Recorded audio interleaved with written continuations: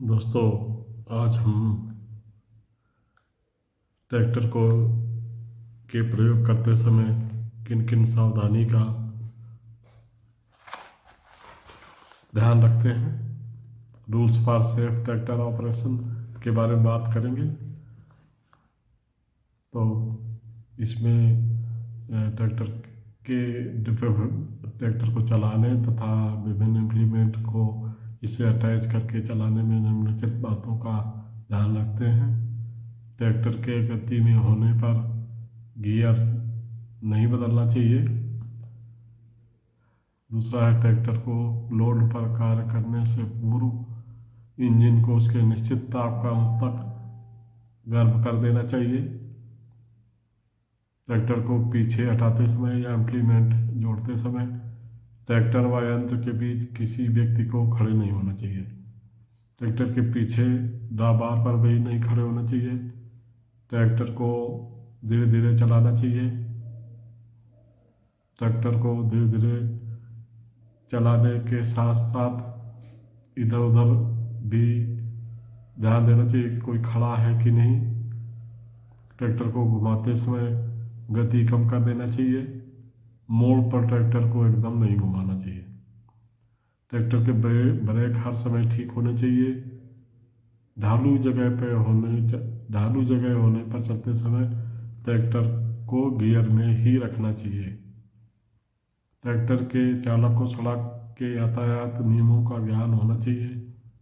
Fuel tank में normal temperature पर fuel भरना चाहिए। धूल इत्यादि साफ करते रहना चाहिए।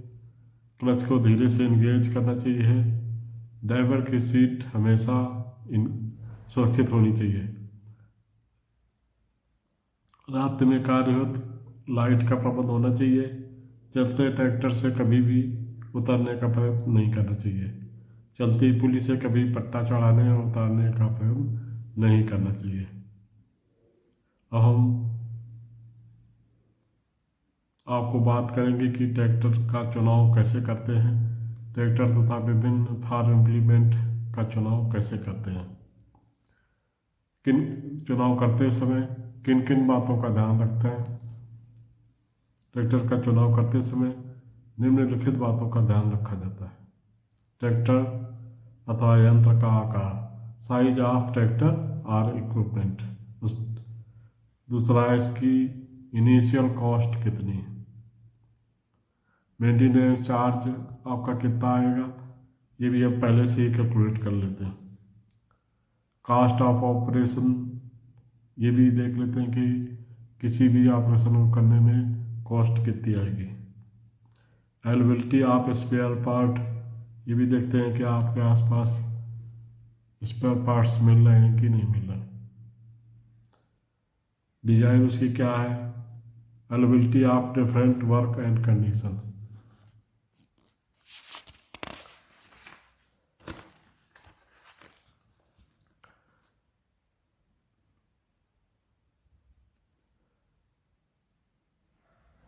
अब हम आपको ट्रांसमिशन सिस्टम ऑफ ट्रैक्टर के बारे में आप बात करेंगे। ट्रैक्टर के सभी भाग जो इंजन के सिलेंडर में उत्पन्न शक्ति को ट्रैक्टर के पिछले पहियों तक पहुंचाने के लिए प्रयोग किए जाते हैं, वे ट्रैक्टर की स्थानांतरण प्रणाली के अंतर्गत सम्मिलित होते हैं। इनमें क्लच, संचारण एकल या transmission unit, gear box, differential व फाइनल ड्राइव मुख्य रूप से आते हैं। इन्हीं के द्वारा क्रैंक शाफ्ट की तेज गति को पहिए की मध्यम गति में बदला जाता है। कंप्लीट पता power from engine two wheel is called power train. इसमें से सबसे पहले जो महत्वपूर्ण भाग है वो है क्लच। हम क्लच के बारे में आपको बताएंगे। वो क्रिया या वो डिवाइस जो पावर शाफ्ट को गियर बॉक्स से जोड़ने व हटाने के लिए प्रयोग की जाती है। The device for engaging and disengaging the power shaft from the gearbox is known as clutch. Clutch driving and ड्रिविंग element के बीच में घर्षण के द्वारा शक्ति स्थानांतरित करता है। क्लच का कार्य निम्नलिखित होता है। इंजन शक्ति को गियर बॉक्स से चालक की इच्छा अनुसार पैडल दबाने पर काटता है ताकि ट्रैक्टर खड़ा होने पर चालू रहे और इंजन से शक्ति का परिचालन ट्रैक्टर के पिछले पहिए तक न पहुंच सके।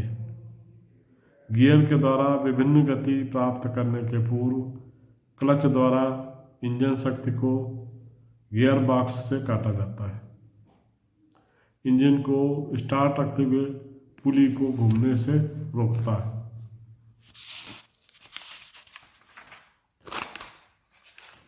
इंजन को स्टार्ट रखते हुए बाहरी अटैचमेंट भी क्लच के द्वारा बंद किए जाते हैं। इंजन को आसानी पूर्वक स्टार्ट करने के लिए पीछे के भागों को डिसएंगेज करने में भी क्लच का प्रयोग किया जाता है। क्लच के दो मुख्य भाग इंजन द्वारा चलाए जाते हैं और तीसरा भाग गियर बॉक्स से जुड़ा होता है। जब ये तीनों भाग क्लच पैडल दबाने से अलग रहते हैं उस समय इंजन गियर बॉक्स की शाफ्ट को नहीं घुमाता। इस समय गियर आसानी से बदले जा सकते हैं और ट्रैक्टर बिना किसी झटके से रोका जा सकता है। क्लच प्लेट इस प्रकार डिजाइन की जाती है कि जब इस पर दोनों ओर दबाव पड़ता है तो ये फिसलने लगती है। क्लच प्लेट पर दबाव स्प्रिंग द्वारा पड़ता है। जैसे ही क्लच प्लेट घूमने लगती है तभी गियर बॉक्स की शाफ्ट भी घूमने लगती है, क्योंकि क्लच प्लेट भी इसी शाफ्ट पर चढ़ी रहती है।